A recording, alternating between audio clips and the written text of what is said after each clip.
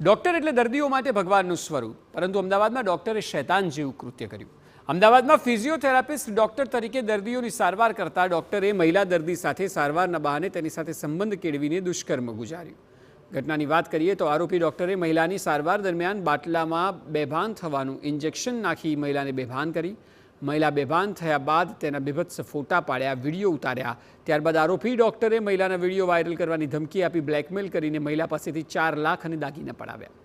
મહિલા સાથે હોટલમાં લઈ જઈને 4 થી 5 વખત દુષ્કર્મ આચર્યું।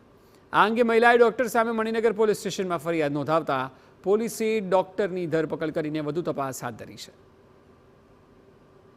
ફોટા પાડી અને ફોટા વાયરલ કરવાની એમને ધમકી આપી। ત્યારબાદ મહિલા પાસે જુદા જુદા બાનાથી 4 લાખ રૂપિયા પડાવ્યા અને ઘરેણાં પડાવ્યા અને આમ છતાંય ત્યારબાદ મહિલાએ પોતાના પૈસા અને ઘરેણાં પાછા માગતા તેણે સમાધાન કરવાના બહાને મહિલાને મણિનગરની અંદર એક હોટલમાં લઈ આવી અને હોટલમાં મહિલાની વિરુદ્ધમાં જબરજસ્તી દુષ્કર્મ કર્યું।